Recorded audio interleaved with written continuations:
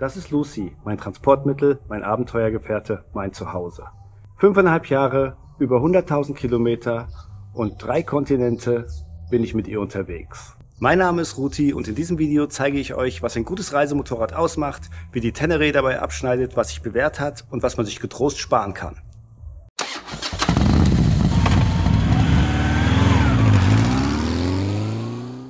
Bevor ich loslege, möchte ich klarstellen, dass ich hier meine eigene Meinung teile, die ich über 100.000 Reisekilometer etabliert habe. Dabei habe ich viele andere Reisende getroffen, von denen die Riesenmotorräder haben, alles bei den großen Marken gekauft haben und auch in der Werkstatt anbauen lassen haben, selber nie eine Hand angelegt haben, bis zu denen, die ihr Motorrad vor der Reise selber umgebaut haben, viele improvisierte Sachen daran haben und alles selber daran reparieren. Und natürlich alle Leute dazwischen. Von all denen habe ich mir einiges abgeguckt oder auch gelernt, was ich auf gar keinen Fall haben will. Ansichten ändern sich und es mag sein, dass ich nach 200.000 Reisekilometern zu dem einen oder anderen Thema eine andere Meinung habe. Aber ich denke, ich habe mittlerweile ein ziemlich klares Bild davon, was ich für ein Reisemotorrad gut heiße oder eben nicht gut finde. Wie immer gilt, alle Meinungen, Ergänzungen und Gegenargumente sind in den Kommentaren herzlich willkommen.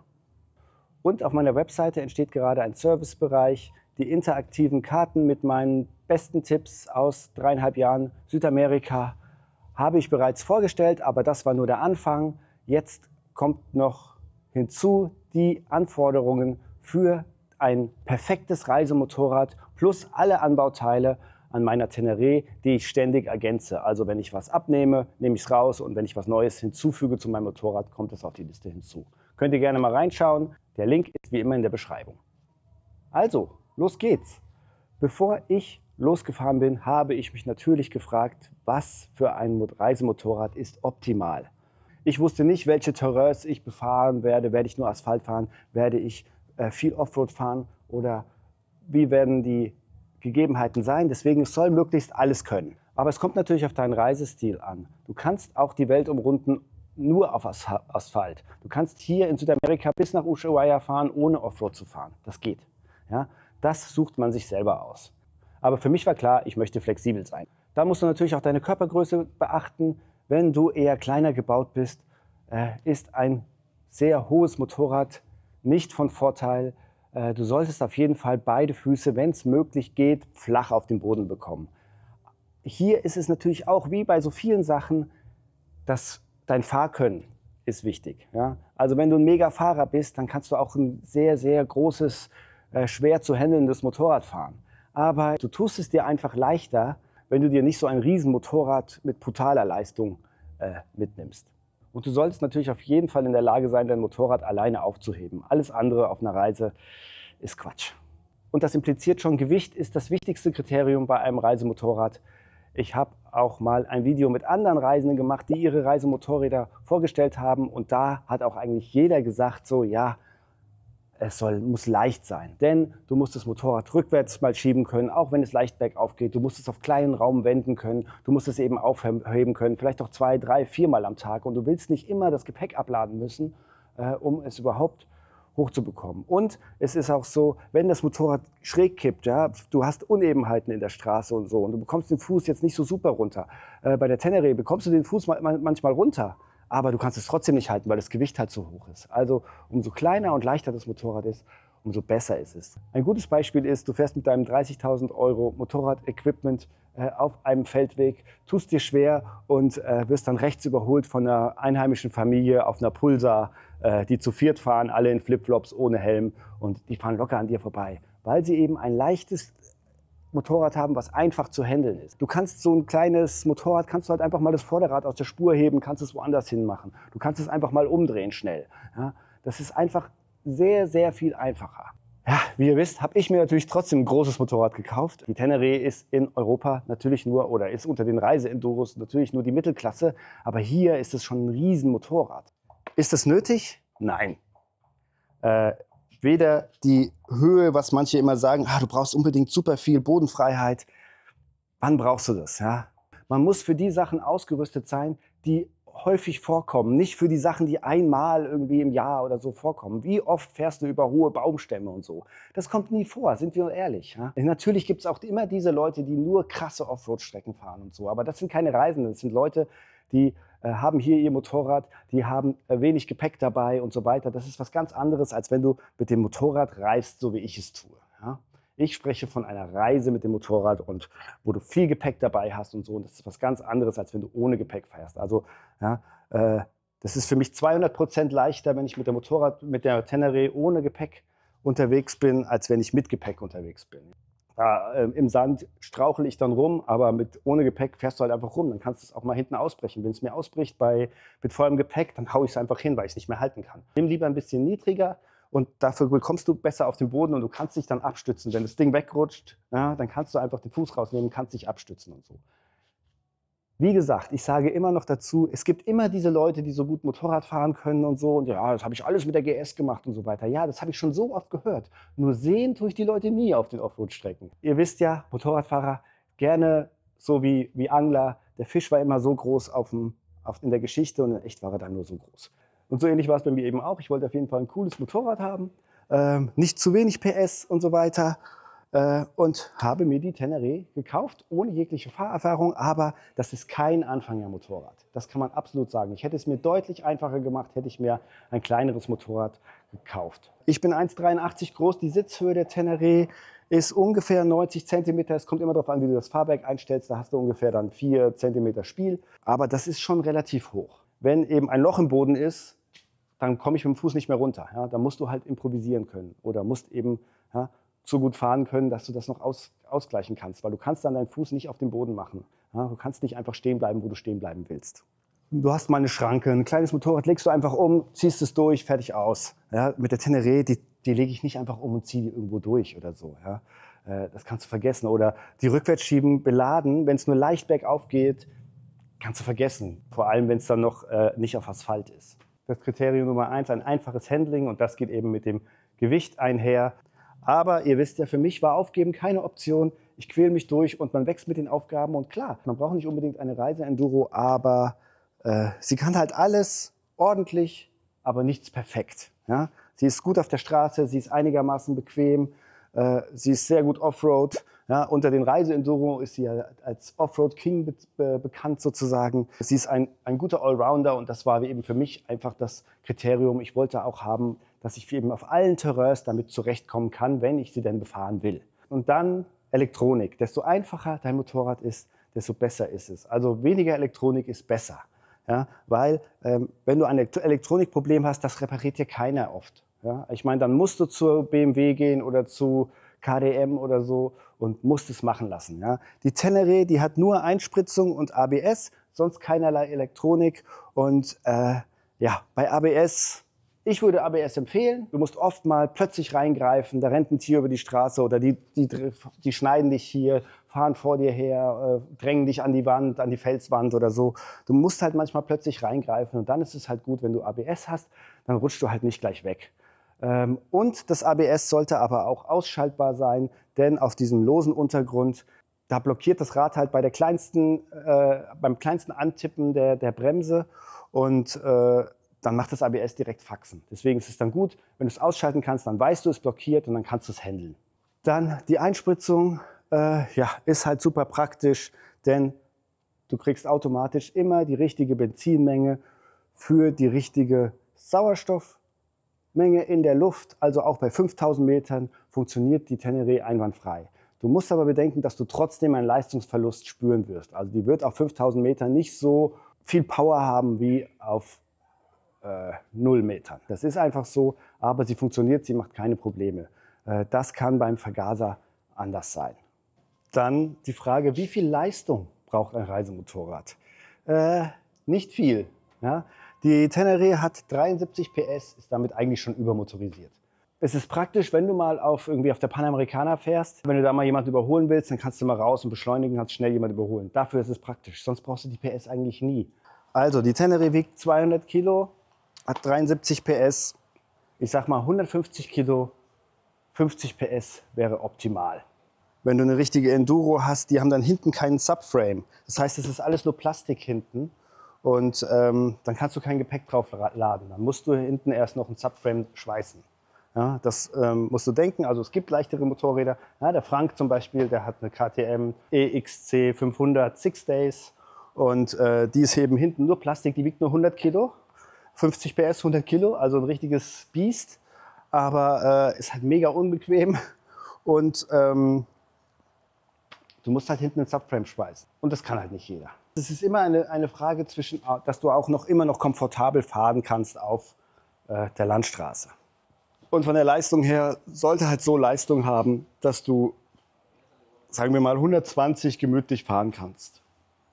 Das reicht. Mehr bist du. Meistens wirst du nur zwischen 50 und 70 fahren, 50 und 80 maximal. Wie gesagt, außer du fährst jetzt nur die Panamerikaner oder nur Autobahn. Aber das ist so die Reisegeschwindigkeit. Selbst 120 fahre ich so selten. Habe ich jetzt gemacht, als ich in Brasilien hier Strecke gemacht habe und so. Ja, Brasilien auch viel asphaltiert, geradeaus. Da kannst du halt Strecke machen. Aber das sind ja nicht die Strecken, die wir Motorradfahrer fahren wollen. Kommen wir zu den Einzelheiten. Windschutz ist wichtig. Bei mir ist es so, es geht eigentlich genau über den Kopf drüber.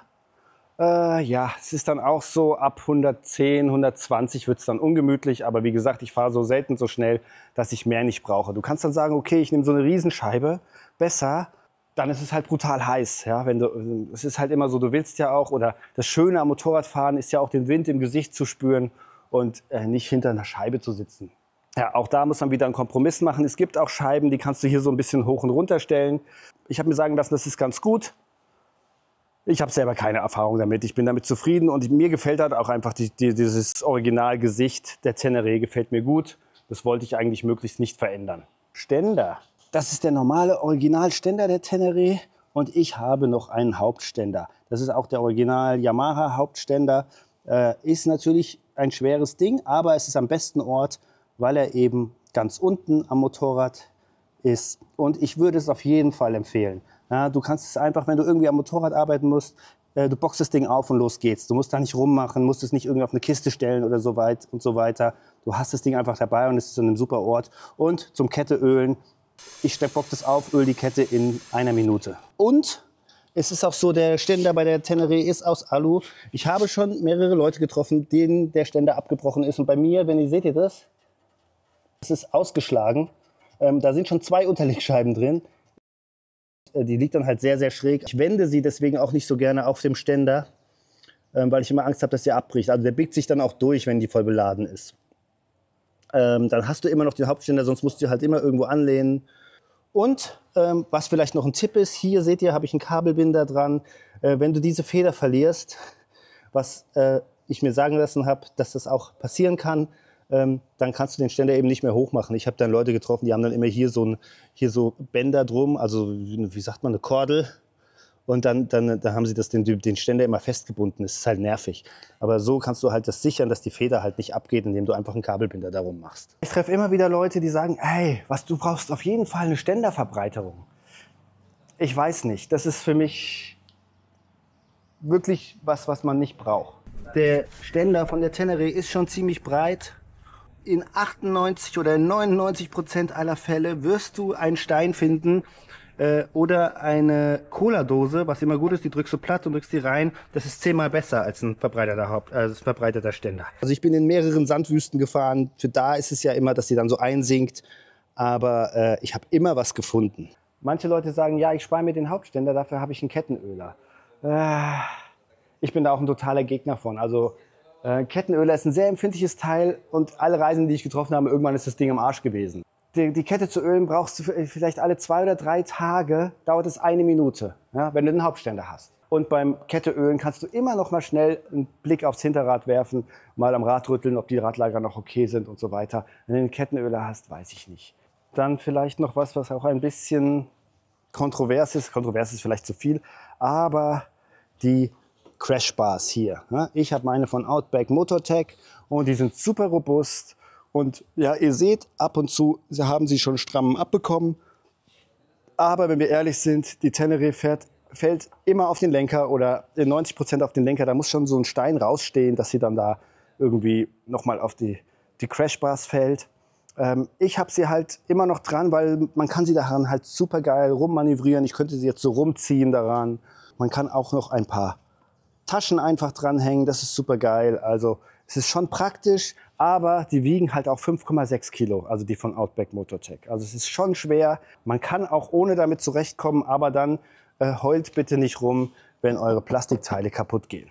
Da kommen wir gleich dann zum nächsten Schutzteil, und zwar die Bashplate. Das ist was ich auf jeden Fall empfehlen würde. Also das ist das ist ein Muss. Da habe ich auch die fette von Outback Motortech.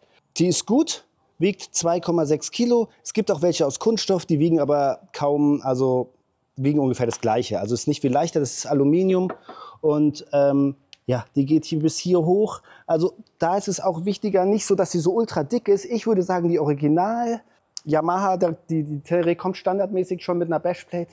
Die reicht von der Dicke locker aus. Ja? Braucht man nicht was Robusteres, sondern es ist einfach nur, dass sie mehr Fläche, mehr hier abdeckt und möglichst hoch geht hier, die Krümmer abdeckt, so weit wie es geht.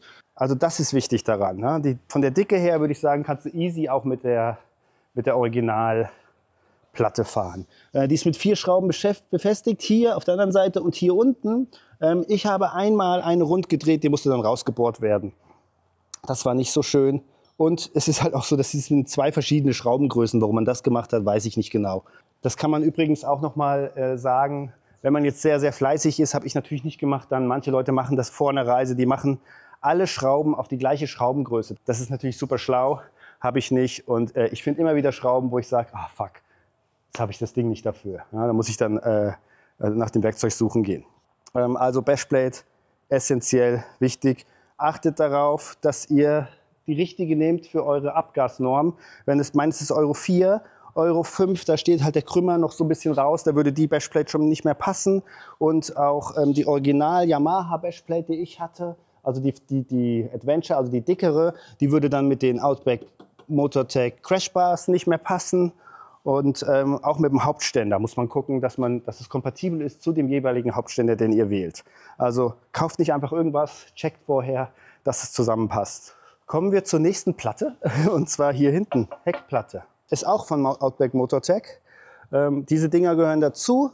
Diese Haltergriffe ist auch wieder super cool, um sie ein bisschen rundherum rumzuziehen und so. Und die Heckplatte, das würde ich auch sagen, auf jeden Fall besorgt euch das. Da könnt ihr das Gepäck besser drauf machen. Ihr könnt es super dran festschnallen mit diesen Ösen. Und vorher hatte ich die nicht auf der ersten Reise nach Afrika, hatte ich die nicht dabei. Das heißt, mein Gepäck lag immer hier so. Das heißt, ich hatte sehr, sehr wenig Platz hier vorne zu sitzen. Und jetzt könnten quasi, theoretisch hätte ich nicht so einen riesigen Rucksack dabei, wo meine ganze Elektronik drin ist, könnte ich Gepäck drauf haben und zu zweit darauf sitzen. Und das kannst du halt vergessen, wenn du die Platte nicht hast. Ich zeige es mal kurz. Ja. Also ich sitze jetzt hier so drauf und dann habe ich noch den zweiten Sitz und dann kommt das Gepäck. Sonst wird das Gepäck halt direkt hier sitzen. Bei mir ist dann so, ich kann mich dann immer auf langen Fahrten dann noch so anlehnen am Rucksack.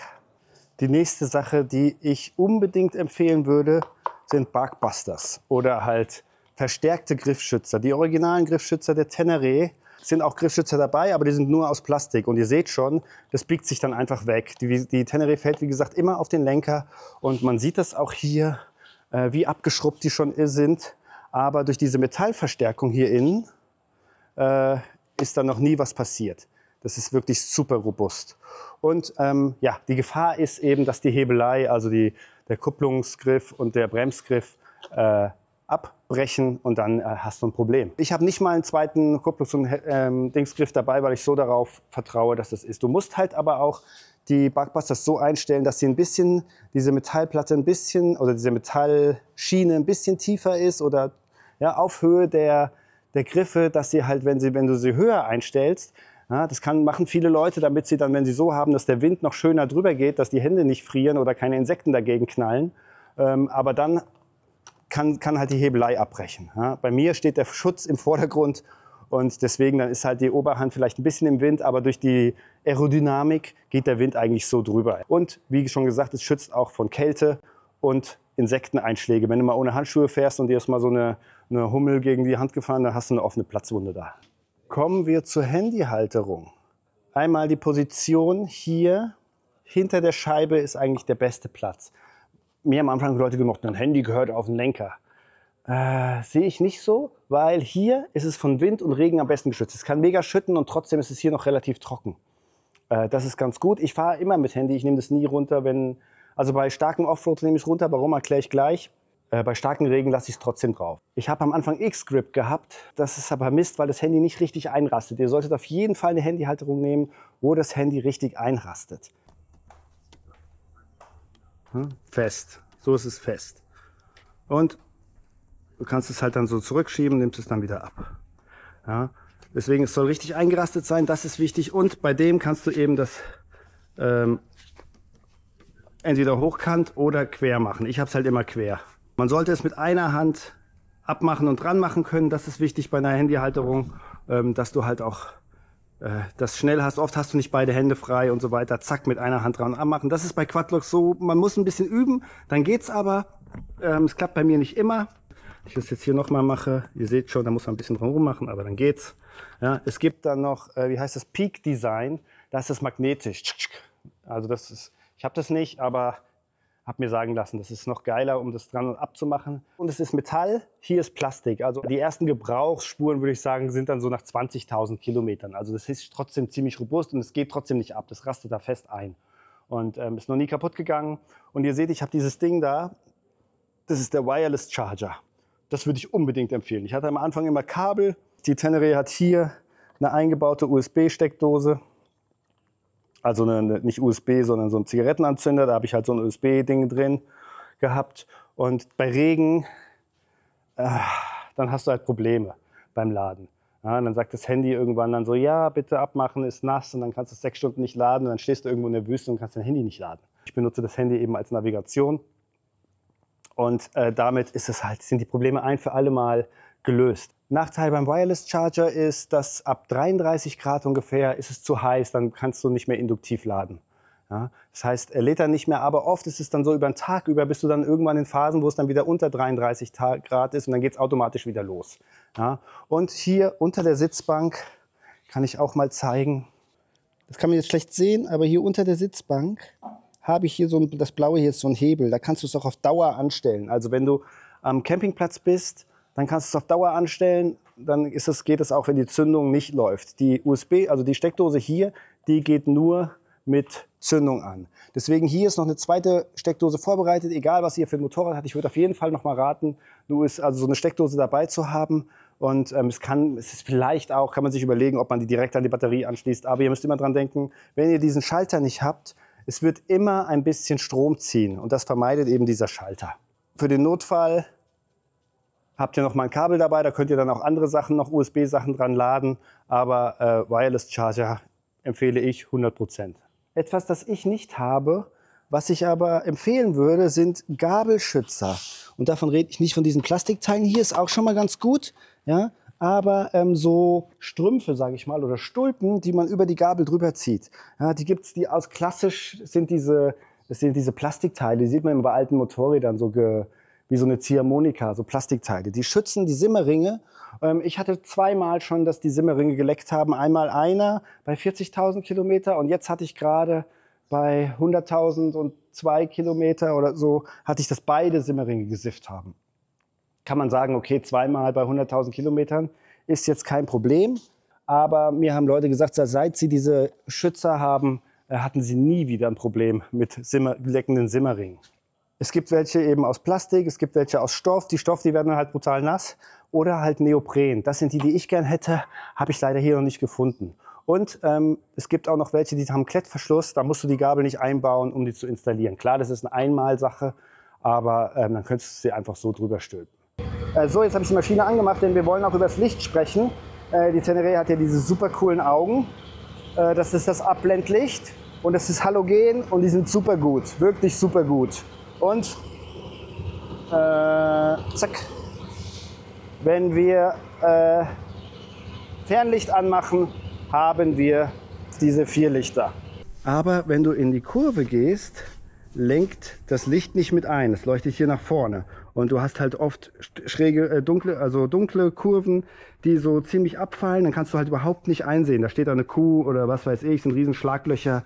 Das kannst du dann halt nicht sehen. Deswegen würde ich auf jeden Fall empfehlen, Zusatzscheinwerfer zu nehmen. Und ich würde sie wahrscheinlich sogar an die Gabel machen. Dann lenken sie mit ein. Es gibt aber auch Zusatzscheinwerfer, die kannst du jetzt, was weiß ich, hier drauf machen, so. hier so oder hier oder hier. Naja, da gibt es zahlreiche Möglichkeiten und die haben dann so eine breite Streuung, dass sie trotzdem in die Kurve mit einleuchten. Und es ist auch immer noch, wenn du besser gesehen wirst, ist es von Vorteil. Ja, also habe ich nicht, bin jetzt 100.000 Kilometer damit gefahren, würde ich aber empfehlen. So, Sitzbank. Ich habe gehört, bei der BMW GS, da steigst du abends nach 10 Stunden genauso runter, wie du morgens draufgestiegen bist. Das ist bei der Tenere nicht so. Nach etwa 2 Stunden tut mir schon der Arsch weh. Und ja, du musst halt auf jeden Fall dich immer bewegen. Es ist auch so, umso besser du fährst, umso mehr wirst du dich auf dem Motorrad bewegen. Ja, in der Kurve, ja, die Belastung. Es ist halt wichtig, dass du nicht immer auf derselben Stelle sitzt. Und gerade hier über 30 Grad, wenn du mehr schwitzt, hast du mehr Schmerzen. So ist es einfach. Beweg dich und fange nicht erst an, dich zu bewegen, wenn dir der Arsch wehtut, sondern mach das von morgens. Gewöhn dir das an. Ja? Dass du immer mal und in Ortschaften stehst auf, fährst ein bisschen ins Stehen und so. Ich mache dann auch immer so die Unterhose weg und so weiter, dass die nicht so am Arsch klebt, wenn es so heiß ist und so. Ja, das sind mal so die einfachen Hilfsmittel. Aber ich bin auch eine Zeit lang dann so ein Luftpolsterkissen gefahren. Das ist so ein Luftkissen, das lässt man nur so ein bisschen auf. Ich habe das schon mal vorgestellt gehabt. Airhawk gibt es zum Beispiel und da sind so Waben und da wabert die Luft dann so hin und her. Das hilft schon, allerdings, wenn man, umso besser man fährt und nicht mehr immer nur auf derselben Stelle sitzt, die ist halt so mit so Gummiriemen hier unten drunter befestigt und dann ist es halt beschissen, sich hin und her zu bewegen, weil die halt nur so ein kleines Stück abdeckt, ja, nicht die ganze Sitzbank. Und wenn du dann halt rumrutscht, dann schiebst du das hin und her und so. Das hat mich dann immer irgendwann genervt. Und was auch genervt hat, diese Gummiriemen, wenn der losgeht, dann musst du halt die Sitzbank abnehmen, um das wieder zu befestigen. Und da habe ich halt mein Gepäck drauf. Das heißt, ich muss dann mein ganzes Gepäck abschnallen und nach hinten schieben, um dann das zu machen. Das war mir dann irgendwann zu nervig und ich habe es dann in Venezuela ausgewechselt. Dann bin ich ohne gefahren und so. Und dann habe ich halt gelernt, mich noch mehr zu bewegen auf der Sitzbank. Aber in Bolivien habe ich meine Sitzbank aufpolstern lassen. Ja? Und ihr seht, sie sieht jetzt anders aus. Ich habe so blaue Streifen einnähen lassen. Das habe ich auch nicht nur aus Schönheitsgründen gemacht, sondern damit es eben so eine Hochtiefwirkung eben hat, auch wie dieses Wabensystem. Ja? Damit man eben, ich weiß jetzt nicht, wie viel das bringt, ja, aber das habe ich eben aus dem Grund machen lassen. Und da ist nur so eine billige Schaumstofferhöhung drin. Ja? Und das bringt schon so viel, also ich kann jetzt ungefähr, vorher waren es 2 Stunden, bis mir der Arsch angefangen hat weh zu tun, jetzt sind es 4 Stunden. Also das hat das schon verdoppelt und das hat mich 15 € gekostet. Ja. Ich meine, bei meiner alten Sitzbank war das dann auch so, wenn man dann mit den Stiefeln, da ist das Gepäck, man steigt mit den Stiefeln dann immer so auf und dann rutscht man hier hinten dran, das ist die typische Reisestiefelverletzung an der Sitzbank, dass es dann hier aufgerissen war. Das war dann auch der Grund für mich. Aber es war dann auch so, ich wusste, dass es in Bolivien so günstig ist, aber als ich das erste Mal da war, habe ich dann gesagt, so, mache ich jetzt nicht. Ich hatte Angst, dass die das nicht so toll machen. Aber ihr seht, die machen das schon ganz okay. Also das kann ich auf jeden Fall empfehlen, die Sitzbank ein bisschen gemütlicher machen zu lassen. Ja. Umso mehr Enduro-Sitzbank du hast, umso schmaler die ist. Es ist auch so, jetzt ist sie ein bisschen breiter. Wenn sie so schmal ist, ist es auch ein bisschen, also ich fand es deutlich unbequemer. Man wird auf dem Bock manchmal 10 Stunden am Tag sitzen. Das muss einfach aushaltbar sein. Ich meine, ich habe dann Schmerzen und so, aber ich quäle mich durch. Ja. Super cool finde ich auch hier Grip Puppies. Das war übrigens ein Tipp von euch, von Kommentaren, weil bei mir, ich habe die Heizgriffe dran und das Gummi von den normalen Griffen, das bröselt schon so ab. Also am Anfang war das nur so ein bisschen kaputt und dann bröselt das so ab. Ich habe das dann am Anfang immer, oder die, was weiß ich, 40.000 Kilometer immer wieder mit Schrumpfschläuchen repariert. Das ist ein guter Tipp. Aber dann jetzt habe ich hier Grip Puppies und das sind so Schaumstoffdinger. Die sind super bequem und ich habe dann weniger Schwielen an den Händen. Ja, also finde ich super gut. Was man vielleicht sagen kann, die sind normale, die habe ich dann abgeschnitten und ich hätte die einfach so lang lassen können. Das hier, diese komische Verlängerung von Yamaha, wenn es da drüber geht, wäre es eigentlich besser. Also wenn ich das nächste Mal welche bekomme, dann lasse ich die lang, aber die sind super cool. Und die macht man einfach nass und zieht sie drüber, fertig. Ah ja, apropos Heizgriffe. Bei moderater Kälte, man fährt so irgendwie im Tal los und man fährt dann in die Berge und dann wird es so ab 2.500 Metern wird's irgendwie so ein bisschen frisch und so, dann machst du die an und dann ist es super cool. Bei richtiger Kälte spüre ich gar nicht mehr die Heizwirkung. Und es ist natürlich auch so, unten wird geheizt und oben ist es arschkalt. Ja? Deswegen sind Heizgriffe nicht so cool, wie es sich anhört. Ich habe es noch nicht ausprobiert, aber es haben mir jetzt mehrere Leute gesagt, Viel besser sind diese Stulpen, die man drüber zieht. Ja, das sind so, sieht so aus wie so Boxhandschuhe. Ja, so Stulpen, die du drüber ziehst, gehst du mit den Händen rein, windgeschützt, ist warm, hat man keine Probleme mehr. Wenn ich jetzt mal wieder eine längere Fahrt in großer Kälte machen würde, würde ich das machen. Heizgriffe ist jetzt nicht unbedingt was, das ist jetzt nice to have bei moderater Kälte, weil dann kann ich eben trotzdem mit meinen dünnen Sommerhandschuhen fahren und habe die dann so ein bisschen an. Aber also für richtige Kälte ist es einfach zu wenig. Also als ich dann in Patagonien im Winter gefahren bin, da wo ich immer richtige Schmerzen hatte, waren halt Hände und Füße. Es gibt dann auch noch die Möglichkeit beheizte Handschuhe und so, aber es ist auch wieder Elektronik. Und dann ist es immer so, ich treffe dann Leute und die sagen, ja, das ist super gut, das ist super gut. Wie lange bist du unterwegs? 4 Monate. Ja, 4 Monate. Probleme fangen so ab 6 Monaten an. Ja, wenn du, also ab 6 Monate sollte eigentlich alles halten. Ja, und dann fangen die Sachen an kaputt zu gehen. Umso einfachere Sachen du hast, umso besser. Das ist meine Meinung. Fußrasten. Ja, das sind die Original Tenere Fußrasten, ganz normal. Hier mit so einem Gummieinsatz, den kann man rausnehmen, habe ich noch nie rausgenommen. Ja, manche sagen, ja, ich habe dann Offroad keinen Griff. Ich fahre diese großen gerne Motorradstiefel, also die haben jetzt auch eine ziemlich glatte Sohle eigentlich, also naja, geht so. Die sind jetzt auch schon ziemlich abgenutzt, aber ich bin noch nie abgerutscht. Also ja, manche Leute sagen, ja, ich brauche auf jeden Fall größere Adventure-Fußrasten und so weiter und so fort. Also habe ich nie vermisst, tatsächlich. Das Einzige, wo man es vielleicht gebrauchen könnte, ist, wenn du etwas mit der Höhe verstellen willst. Es gibt natürlich Fußrasten, die haben dann hier wie so einen Winkel, dann sind die ein bisschen tiefer oder ein bisschen weiter nach vorne oder nach hinten versetzt. Das könnte natürlich ein Grund sein, was zu machen. Ich habe zum Beispiel hier eine Lenkererhöhung. Und es ist nicht so, dass man die gebraucht hätte, sondern wenn man halt steht, ja, jetzt kann ich halt so stehen, ganz gemütlich. Aber normalerweise, wenn du halt richtig auf dem Motorrad stehst, ich muss mich mal kurz die Hose ziehen, dann bist du halt im Klohockersitz. Ja? Du lehnst dich halt vorne rüber und du hast trotzdem den Arsch so hinten rausgestreckt. Das heißt, du bringst das Gewicht nach hinten, bist aber trotzdem vorne drüber gelehnt. Ja? Das ist optimal. Aber ich fahre so oft im Stehen, wo es einfach nur im Stehen fahren ist, wo ich einfach nur gemütlich fahren will. Und dann war immer der Lenker sehr weit unten. Wenn du halt so bist, bist du halt weiter unten, dann kannst du auch hier. Ja? Aber bei mir ist es einfach eine Komfortsache gewesen. Deswegen habe ich das gemacht. Und das ist auch eine selbstgemachte Lenkererhöhung in Santiago de Chile. Beim Eisenmann, sage ich immer, habe ich das machen lassen. Ja, gibt es auch ein Video darüber. Es ist außerdem so, dass ich ja immer so viel Gewicht hinten drauf habe. Ich brauche jetzt nicht unbedingt so weit mein Gewicht immer nach hinten machen, weil ich habe hinten ja sowieso 40 Kilo Gewicht drauf. Eine Sache ist vielleicht, die mich stört, ist, dass die Fußbremse, dass es ziemlich weit weg ist für mich. Ich habe jetzt Schuhgröße 43, wenn ich das mal zeigen darf. Also wenn ich jetzt mittig drauf stehe, komme ich schon nicht mehr dran. Ja, seht ihr das? Dann ist es schon weit weg. Und wenn ich jetzt auf den Ballen stehe, ich muss dann halt immer umsetzen. Ja, klar, das ist dann auch wieder so Fahrskills und so, aber es wäre halt schön, wenn es ein bisschen näher wäre, dann könnte ich sie immer so mit dem Stiefelrand quasi runterdrücken. Da wäre es vielleicht was, wo man sagen könnte, okay, entweder eine Verbreiterung hier oder eben so eine Fußraste, die so ein bisschen nach vorne verdingst ist. Aber wie gesagt, ich habe das nicht ausprobiert, ich habe da keine Erfahrung mit. Das müsste man erstmal ausprobieren, ob das überhaupt besser ist. Dann Kühlerschutz. Also hier die Gefahr ist halt, dass hier so Steine draufknallen und dass der Kühler dann kaputt geht und dass deine Kühlflüssigkeit ausläuft. Und der Original-Kühlerschutz ist Plastik. Wahrscheinlich wird er auch ausreichen, aber ich habe halt diesen, hier ist so Metall und das ist halt super gut. Ja, das ist ziemlich kleinteilig, da gehen jetzt nicht so viele Steine rein und mir ist der Kühler noch nie kaputt gegangen. Das ist schon ganz gut, weiß ich nicht. Würde ich jetzt nicht unbedingt sagen, braucht man unbedingt. Würde ich sagen, fahr mit dem Normalen los, wenn es dir kaputt geht. Dann kannst du immer noch improvisieren, weil vielleicht reicht der Normale auch dicker aus. Ein kleines, sehr einfaches Gimmick ist dieses hier. Ja, das ist ein Tempomat. Das ist nur so eine Klammer, die man hier drüber stülpt. Und hier ist so ein Silikonring. Und wenn du dann das, sagen wir mal, du fährst, Gas, und dann machst du so, dann hält es so. Ja, ist ein Tempomat. Ja, und wenn du dann so machst, ist er wieder offen.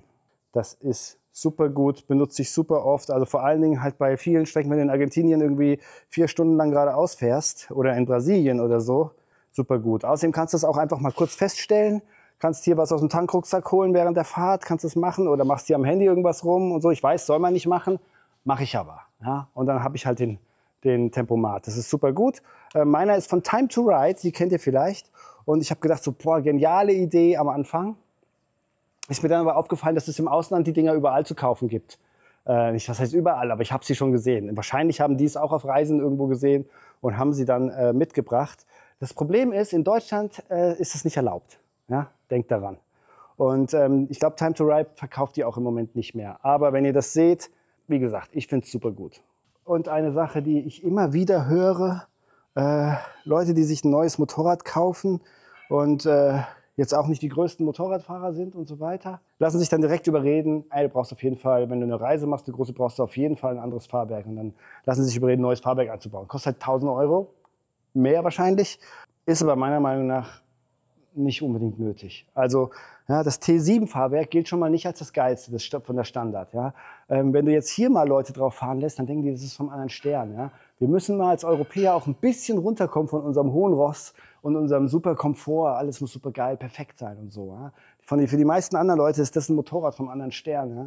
Wenn die darauf denken, dann denken die so, das ist das geilste Fahrwerk, auf dem das die je gefahren sind. Stellt das Fahrwerk erstmal ein. Ja? Es gibt so viele Leute, die haben noch nie einen Klick verstellt am Fahrwerk. Du kannst bei der Tenere Druck- und Zugstufe einstellen und hinten und vorne und hinten auch noch Federvorspannung.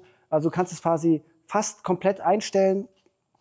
Und das Problem ist, Fahrwerkseinstellung ist ziemlich schwierig. Ja?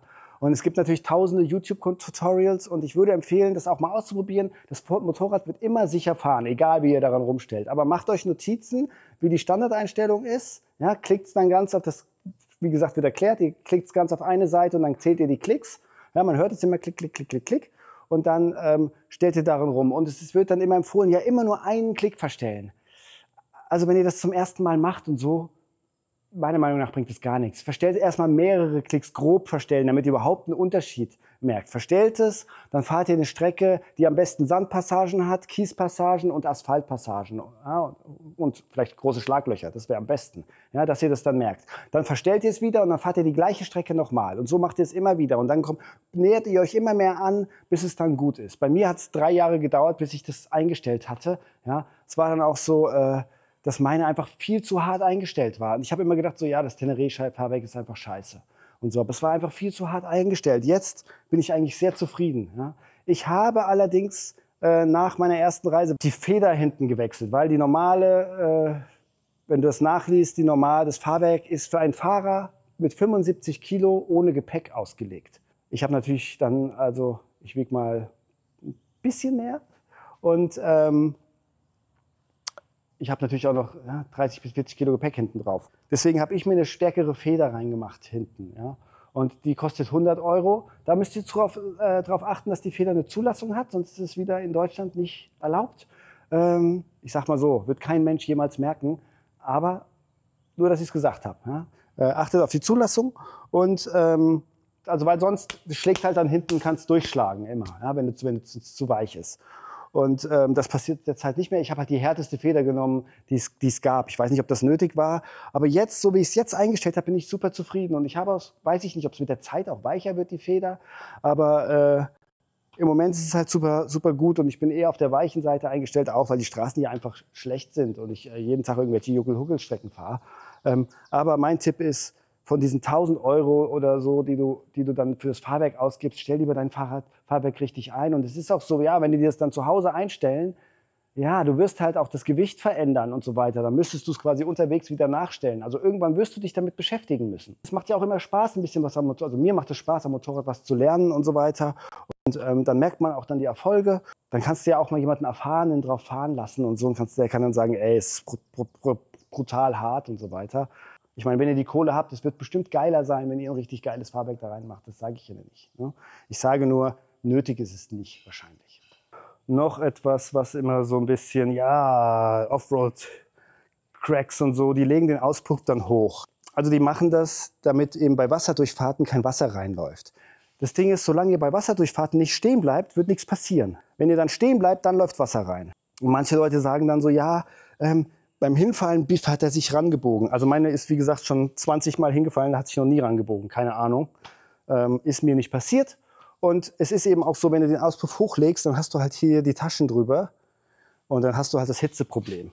Ja? Deswegen überlegt euch das gut, wenn ihr das machen wollt. Ich habe hier den niedrigen und habe hier trotzdem ein Hitzeschild dran. Also das ist so ein Hitzeschild und da kannst du den Taschen drauflegen, da passiert dann nichts. Ein anderes, sicherlich kontroverses Thema ist der Tank. Die Tenere hat einen 16-Liter-Tank. Bei sparsamer Fahrweise kommst du damit 400 Kilometer, sage ich mal, ja? Auf normaler Höhe. Und wenn du jetzt in hohen Höhen fährst, kannst du noch mehr damit fahren, weiterfahren, weil du weniger Benzin verbrauchen wirst. Meiner Meinung nach ist das ausreichend. Ja, 400 Kilometer. Es gibt die wenigsten Strecken. Es gibt ein paar Andenpässe hier, wo du mehr brauchst. Und es gibt auch jetzt Venezuela oder Bolivien, wo die Benzinversorgung schlecht ist. Da habe ich dann auch ich habe dann noch einen 4-Liter-Kanister dabei. Und dann bin ich 500 Kilometer, das reicht aber aus. Wenn ich denke, dass ich noch mehr brauche, dann nehme ich noch 2 PET-Flaschen mit. Dann nimmst du noch 2, 3 Liter Flaschen mit, dann hast du noch mal 6 Liter. Dann bist du halt bei über 600 Kilometern, wenn du sparsam fährst. Der Frank, der war 4 Jahre in Afrika und selbst der hat gesagt, selbst in den abgelegensten Orten hast du dann Benzin dabei, aber selbst da findest du trotzdem noch irgendwo dann noch Benzin. Ja? Also meistens braucht man es nicht. Also ich habe auch einen Kumpel, der Dan aus Russland, der fährt eine Suzuki DR 650. Der hat dann, als ich einen Kanister immer dabei hatte, so, wieso hast du einen Kanister dabei? Das brauchst du doch nicht. Und dann habe ich so, ja, Venezuela und Bolivien sind halt Ausnahmen. Ja? Es gibt Ausnahmestrecken, auf denen du ihn brauchst, aber grundsätzlich reicht es aus. Eine Sache noch dazu, es gibt diese Benzinfilter, ich glaube Googlatec zum Beispiel, die macht man dann hier,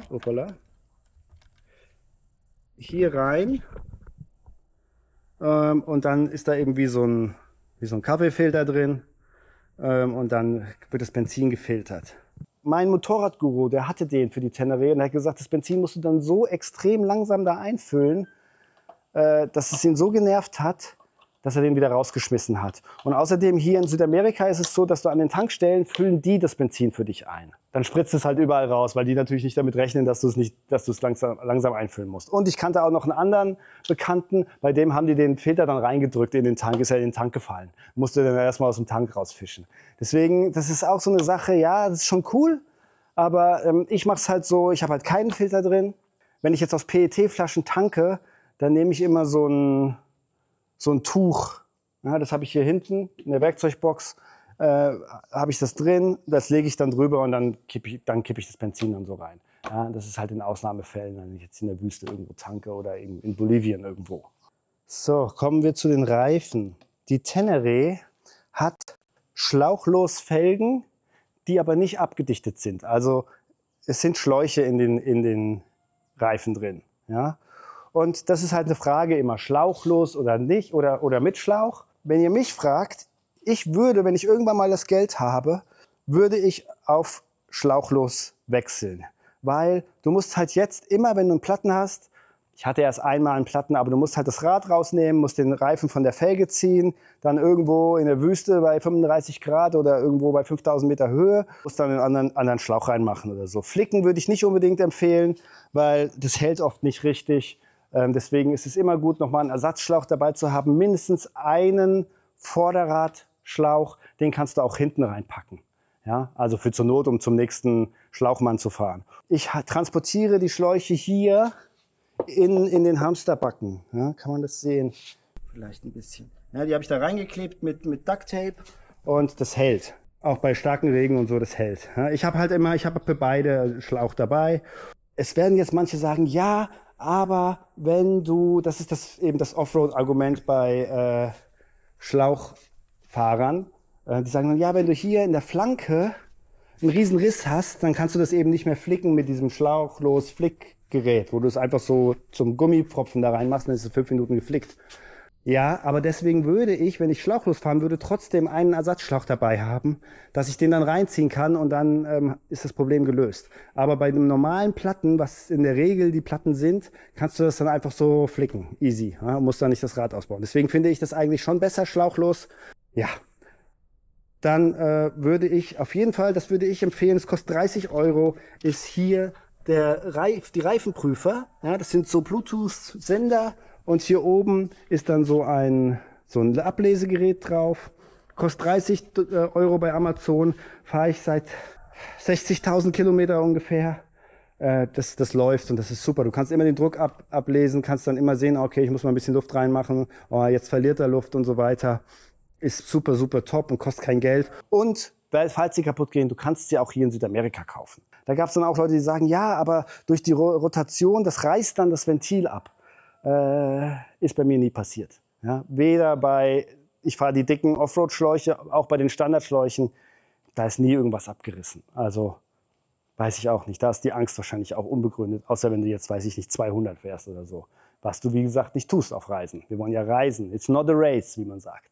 Zur Reifengröße. Die Tenere hat original 150er Reifen hinten drauf. Reifenbreite.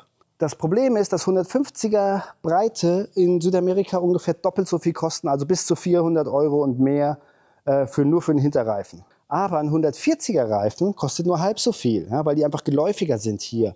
Und ich fahre schon seit, weiß ich nicht, 60.000 Kilometer 140er Reifen, die passen auf die Felge auch drauf und spare mir das Geld. Und wenn du einen schmaleren Reifen hast, ist auch für Offroad besser. Deswegen, das kannst du machen, um Geld zu sparen, um einfacher einen Reifen zu bekommen, um nochmal eine größere Range zu haben für einen Reifen. Das ist vielleicht nochmal ein Tipp. Es kommt immer ein bisschen auf euren Reisestil an, aber selbst wenn ihr immer zum Vertragshändler fahrt, um den Service zu machen, empfehle ich euch, ein bisschen Werkzeug mitzunehmen. Und dieses Werkzeug wollt ihr ja nicht immer abends ins Hotel mitschleppen und morgens wieder runter, sondern es soll am Bike bleiben. Deswegen eine Werkzeugbox. Ja. Ich habe von Anfang an ziemlich viel Werkzeug dabei gehabt, weil ich das so gelesen habe bei Weltreiseblogs, wusste aber von dem meisten Zeug gar nicht, was ich damit machen soll. Wie ihr wisst, bin ich mit den Aufgaben gewachsen. Service mache ich eigentlich selber jetzt großteils. Ich habe halt viel Werkzeug dabei, deswegen habe ich 2 Werkzeugboxen, aber beide an strategisch guten Orten. Einmal hier hinten unter der Sitzbank. Das ist von Mytec. Die ist abschließbar. Na, hier kann man das sehen. So.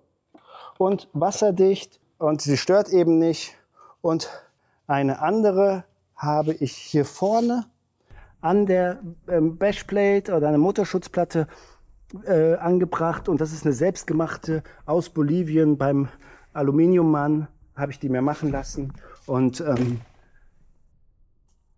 ich habe die einigermaßen wasserdicht gemacht, schließe sie hier mit so einem Vorhängeschloss ab und dann habe ich hier so Tesa-Dinger. Ihr seht, das ist hier abgerissen. Das ist ein bisschen ein Problem mit den Wasserdurchfahrten oder bei starken Regen. Irgendwann löst sich das, aber das sind so Tesa-Dinger, das ist eigentlich ziemlich gut. Und das nehme ich dann hier, weil sonst baumelt das hier immer dran rum und schlägt dann drauf und dann reißt das Schloss auf. Ja, und deswegen, das muss ich jetzt mal wieder machen. Das Problem ist, hier kriegst du diese Tesa-Dinger nicht. Die gibt es halt nicht überall. Ich will das dann auch noch mal besser fixieren mit größeren Klettverschlüssen hier so und hier so rüber, dass es dann noch mal besser zu ist und besser fixiert ist, dass da eben, es wird dann halt so leicht feucht. Es kommt nicht so schnell Wasser rein, aber es wird dann leicht feucht. Auch selbst wenn man durch Wasserdurchfährten fährt, ist es dann nicht so, dass das Wassermeter drin steht. Ganz am Anfang hatte ich eben eine andere Motorschutzplatte von Yamaha und da hat eben dann auch die Original-Werkzeugbox, die hier auch vorne dran kommt, von Yamaha rangepasst. Die war abschließbar, war super gut auch. Allerdings war die auch nicht wasserdicht. Aber ist jetzt auch nicht so schlimm, ist halt Werkzeug. Und es ist so, es ist jetzt groß aus und so, aber ich fahre da drin auch WD-40 rum, mein Kettenspray und Luftfilterreiniger und Luftfilteröl fahre ich darin auch drin rum spazieren. Ihr müsst darauf achten, wenn ihr die hier vorne dran macht, dass es beim Einfedern nicht ans Vorderrad stößt. Es gibt auch, man kann dann auch, was weiß ich, noch Werkzeug an die Schwinge machen. Dann machen manche das Reifenwechselzeug, machen das dann an die Schwinge dran mit Kabelbindern oder so. Kann man auch machen. Es gibt verschiedene Möglichkeiten, noch Werkzeug irgendwie unterzubringen. Aber wie gesagt, wenn man es ins Hotel schleppen muss, wird es euch nerven. So, das waren so die wichtigsten Sachen. Es gibt noch ein paar andere Kleinigkeiten, die ich angebracht habe. Das könnt ihr dann, wie gesagt, auf meiner Webseite nachlesen. Link ist in der Videobeschreibung. Aber was ich noch mal zusammenfassen will, ist das perfekte Reisemotorrad, was es nicht gibt. Was sollte es für Anforderungen erfüllen? Es sollte nicht mehr als 150 Kilo wiegen im Optimalfall, 21 Zoll Vorderrad haben, ein Subframe, also einen hinteren Teil des Rahmens, um Gepäck aufladen zu können, ein Tank für mindestens 400 Kilometer, ein Hauptständer, eine bequeme Sitzbank, um 10 Stunden damit fahren zu können. Es sollte kein Exot sein, als ich die Tenere gekauft habe, ich habe sie im ersten Monat gekauft, als sie rausgekommen ist. Da gab es keinerlei Zubehör, außer das Yamaha-Zubehör. Deswegen hatte ich am Anfang nur Yamaha-Zubehör. Jetzt gibt es natürlich zig Sachen und so weiter, aber als ich bin 2021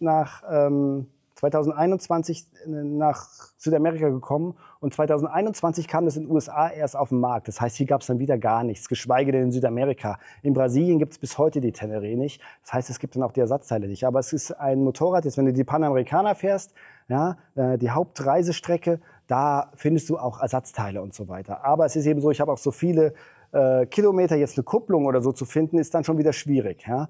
Aber es kommt eben immer mehr und es ist dann eben, die Tenere ist dann kein Exot, was eben nicht sein sollte, weil du dann immer Schwierigkeiten hast. Du musst dann die Sachen in Europa, Japan oder in den USA bestellen und sich hier was schicken zu lassen, kann ich euch aus eigener Erfahrung sagen, ist ein Albtraum. Es sollte Serviceintervalle von mindestens 10.000 Kilometern haben, damit du nicht ständig daran Service machen musst. Schlauchlosreifen würde ich, wie gesagt, empfehlen. Barkbusters, Motorschutzplatte, Zusatzscheinwerfer, Gabelschützer, eine Heckplatte fürs Gepäck, eine Windschutzscheibe, nicht zu groß, nicht zu klein, möglichst wenig Elektronik, eine Handyhalterung, die man mit einer Hand bedienen kann und die fest einrastet. Wireless Charging empfehle ich, eine extra USB-Steckdose oder einen Zigarettenanzünder, wo du so ein USB-Ding reinstecken kannst. Das funktioniert auch, benutze ich seit über 100.000 Kilometern. Und so eine Tempomatklemme würde ich auch noch empfehlen. Das ist der Optimalfall. Die Tenere kommt daran ziemlich nah ran, wiegt halt keine 150 Kilo, ne, zum Beispiel. Wenn ich jetzt so, was ich jetzt immer so Motorräder sehe und so, was das Einzige, was adäquat, wenn ich jetzt die Tenere nicht mehr hätte, wäre halt für mich die Suzuki DR650. Wird halt in Europa ja nicht hergestellt mehr, aber hier schon. Und dafür bekommst du überall Ersatzteile. Die wiegt, glaube ich, nur 160 Kilo oder so. Und ja, ist ein super Motorrad. Mein Traum wäre es, wenn ich die Tenere nicht hätte, wäre es ein Kaffee Racer umzubauen. Ja? Weil das fände ich super cool. Ja? Mit dem Kaffee Racer zu reisen. Das ist jetzt super viel Equipment und so weiter. Bei all dem sollt ihr immer dran denken, bitte, weniger ist mehr. Ja? Auch wieder ein Reiseleitspruch, it's not the bike, it's the rider. Also es kommt auf den Fahrer an, nicht auf das Motorrad. Wie gesagt, es gibt Leute, die sind mit der Hayabusa um die Welt gefahren, andere mit der 50er Vespa und so weiter und so fort. Du kannst mit jedem Motorrad um die Welt fahren, wenn du das willst. Du musst halt dann leidensfähiger sein, oder? Ja? Du musst dich einfach die Kompromisse eingehen. Wenn du sagst, ich will einfach mit der GS fahren, dann muss es dir einfach auch bewusst sein, dass du einfach ein riesiges Motorrad hast. Du wirst durch keine Eingänge damit kommen können, du wirst sie schlecht manövrieren können, sie wird zu schwer sein für schwierige Offroad-Sachen und so weiter und so fort. Du wirst mehr bezahlen müssen im Flugzeug und so weiter, weil sie einfach mehr wiegt und so weiter und so fort. Das sind die Nachteile, aber du wirst halt andere Vorteile haben. Du wirst halt das komfortabelste Motorrad haben. Ja? Die kommt schon von Grund auf mit allerlei Schnickschnack. Das musst du dir überlegen, was willst du? Ja? Und ich wollte eben auch ein Motorrad haben, wo ich sagen kann, jeden Morgen rauskomme und denke, oh, geiles Motorrad. Und das denke ich bei meiner Tenere. Ja? Und ich musste halt leiden oder muss bis heute leiden dann auf schweren Offroad-Strecken, weil ich einfach dann ein schweres Motorrad habe. Ja? Gerade wenn sie beladen ist. Wenn ich jetzt unbeladen fahre, ist es halt ein Traum mit der Tenere. Ja? Aber beladen ist es halt schon ein großer Unterschied. Und natürlich, wenn ich jetzt 200.000 Kilometer gefahren bin, werde ich natürlich noch viel besser Motorrad fahren können. Aber man muss sich auch immer an die Grenzen fahren. Weil wenn man immer nur die Panamericana hoch und runter fährt, wirst du sehr gut geradeaus fahren können. Aber du wirst halt dann nicht lernen, irgendwie Offroad zu fahren. So ist es. Das Thema kann man jetzt noch ewig fortführen und sich in Details verlieren. Wenn ich was vergessen habe, schreibt es mir in die Kommentare. Wie gesagt, wenn ihr andere Meinungen habt über jeden Kommentar, bin ich dankbar. Man kann über Sachen diskutieren und ich habe es euch gesagt, das ist meine Meinung. Und ich glaube, wenn ihr diese Ratschläge befolgt, habt ihr ein sehr gutes Reisemotorrad am Start. Ich danke für die Aufmerksamkeit und bedanke mich noch für die neuesten Unterstützer. Und zwar bei Frank, Michael, Peter, Twin Rider Löw und Oliver. Vielen Dank. Beim nächsten Mal sprechen wir über alle Taschen und Gepäcksysteme, die ich mitführe, was gut ist, was nicht so gut ist. Ich hoffe, es war interessant. Bis zum nächsten Mal. Macht's gut, euer Ruti. Auf Wiedersehen.